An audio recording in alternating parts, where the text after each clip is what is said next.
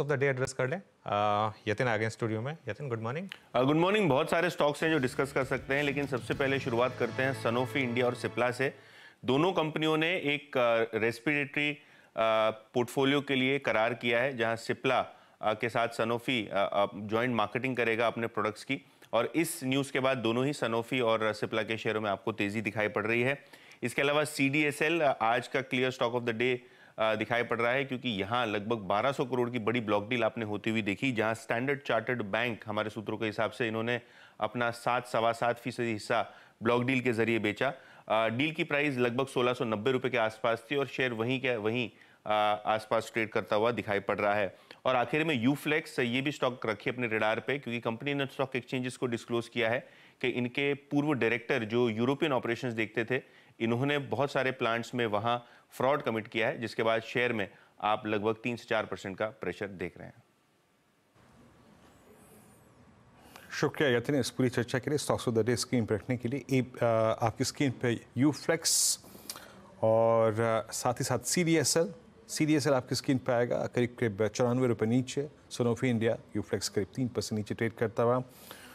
और OMCs वाकई आज एक बार फिर से स्ट्रॉन्ग प्राइस परफॉर्मेंस। IOC अब 2% ऊपर है और अच्छा मूव यहाँ पे पॉलीकैब का जिक्र हुआ था, वो भी अच्छा मूव देता हुआ। एक बार REC PFC स्क्रीन पर रखिएगा जरा, इनको भी एक बार थोड़ा सा खंगाल लेते हैं क्या कर रहे हैं। 460 पर एक शार्प मूव आया, लेकिन उसके बाद बैकफुट पे आके ट्रेड करता हुआ। एग्जैक्टली एक जिसे कहते हैं ना, स्लोपिंग डाउनवर्ड की डेफिनेशन क्या होती है। 459.90 पर एक अटेम्प्ट लिया था पिछले 2 सेशन की हाईएस्ट ट्रैजेक्टरी को पार करने का, लेकिन एज ऑफ नाउ सक्सीड नहीं हो पाया है। और मैं एक चीज़ दिख रहा था कुछ देर से कि आज सीमेंट में थोड़ी सेकुलर बाइंग है। ACC रखिएगा आपकी स्क्रीन पे। ACC अपनी 14 मार्च की बाद की सबसे लोवेस्ट ट्रैजेक्टरी से बाहर निकलने की कोशिश करता हुआ। अच्छा, एक बार अंबुजा सीमेंट्स भी रखिएगा और अल्ट्राटेक सीमेंट भी रखिएगा। इसको भी देख लेते हैं यहाँ पर अल्ट्राटेक सीमेंट क्या कर रहा है। अल्ट्राटेक सीमेंट अंबुजा 681 पे, अल्ट्राटेक सीमेंट 9659 पे। सचिन इस स्पेस को अच्छी तरीके से रीड करते हैं। सचिन, आपका व्यू सीमेंट पे कोई ट्रेड पिक कर रहे हैं आप इस स्पेस में?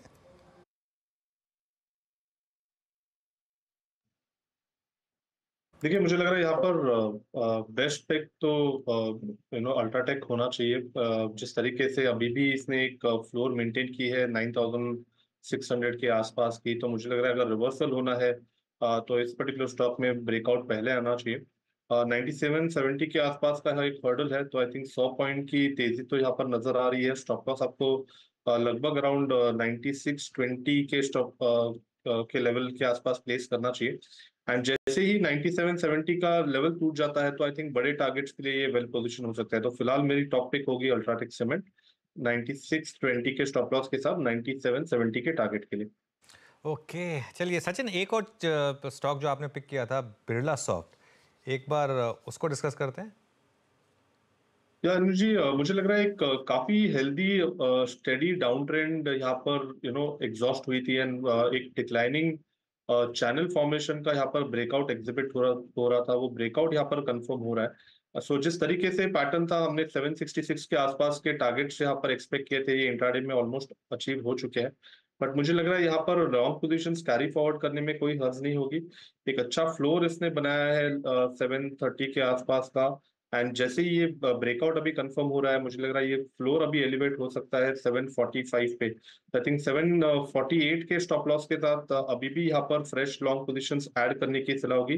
नेक्स्ट रिव्यू जोन हो सकता है लगभग अराउंड 795 800 के आसपास।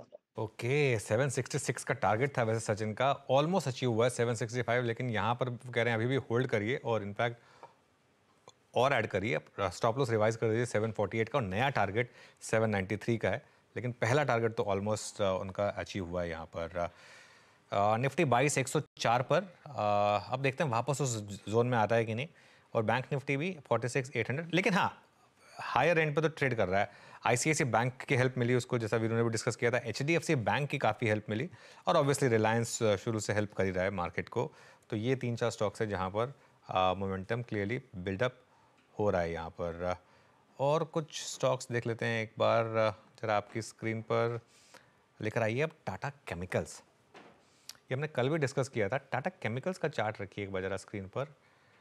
हिमांग, टाटा केमिकल्स पर अब क्या हाउस व्यू है, क्योंकि एक बड़ी रैली आई, उसके बाद वो क्लैरिफिकेशन आया कि नहीं टाटा सन्स का आईपीओ अभी नहीं आएगा, तो फिर वो उतनी तेज गिरावट भी आई, लेकिन अब यहाँ पर क्या व्यू बन रहा है आपका?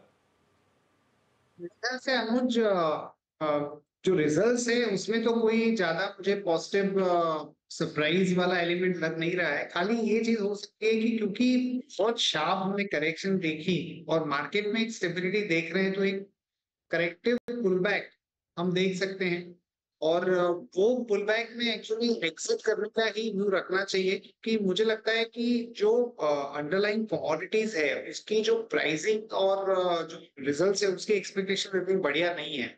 तो मैं उतना पॉजिटिव टाटा केमिकल में नहीं हूँ। मुझे लगता है कि टाटा ग्रुप में ही अगर आपको कुछ करना है तो जरूर से टाटा कंज्यूमर या टाटा मोटर्स या टाटा पावर, ये दो तीन जो कंपनीज है वहां पे relatively results and overall fundamental outlook काफी अच्छा है। ओके, टाटा मोटर्स और टाटा मोटर्स का जिक्र हुआ तो मारुति का जिक्र क्यों नहीं होगा। जरा एक बार डायरेक्टर साहब लेके आइएगा।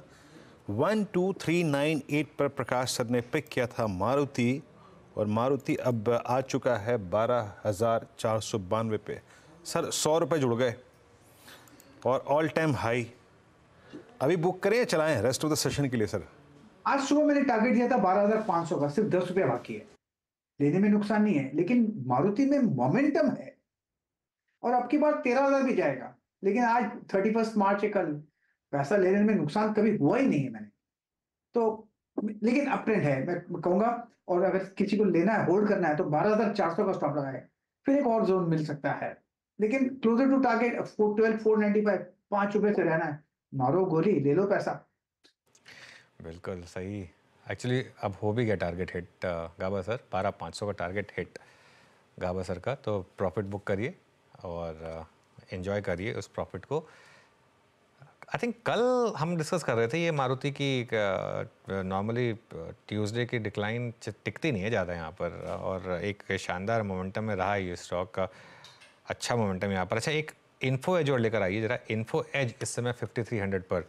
हिमांग, एक आखिरी सवाल आपसे मेरा, जोमेटो की बड़ी रैली हुई, बहुत बड़ी रैली, क्या अब उसका एक रिपल इम्पैक्ट दिख रहा है इन्फो एज में, और क्या भी होगा स्टॉक पर? इन्फो एज मेरे ख्याल से compare to other IT services better placed है। हालांकि जो उनका कोर बिजनेस है naukri.com, उसमें कोई बहुत बड़े पॉजिटिव फिगर्स नहीं है, पर ऑन एन ओवरऑल बेसिस थोड़ा सा इंडिया फोकस्ड निश पे होने के कारण ऑफ कोर्स जोमेटो का भी एक पॉजिटिव इफेक्ट कंपनी में आ सकता है। और जो बाकी के उनके जो टेक्नोलॉजी बिजनेसेस है जहाँ पे अभी भी वो लिस्टिंग नहीं हुई है, तो उसमें मुझे लगता है कि एक डेफिनेटली पॉजिटिव ट्रिगर आ सकता है। तो ये स्टॉक हमारा व्यू काफी पॉजिटिव है, और उसका कोई ज्यादा असर यूएस जो आईटी सर्विसेज जहाँ पे एक्सेंचर के कारण थोड़ा सा नेगेटिव व्यू था, वैसा कोई मुझे नहीं लगता। तो ओवरऑल व्यू नौकरी में काफी पॉजिटिव। चलिए, सचिन के पास एक कॉल है। सचिन, थोड़ा संक्षेप में रखिएगा। अनुज जी, यहाँ पर फ्रेश ब्रेकआउट हुआ है बजाज ऑटो के फ्यूचर्स में, एंड अपने दोनों प्रीवियस डे स्विंग हाइस को निकाल दिया एक ही शॉट में। तो मुझे लग रहा है यहाँ पर मोमेंटम थोड़ा सा ड्यूरेबल होगा। लगभग 91-90 के टारगेट के लिए मुझे लग रहा है एक अच्छी तेजी बनेगी। स्टॉप लॉस आपको 8996 के आसपास लगाना है। ओके, चलिए एक काम करते हैं अब।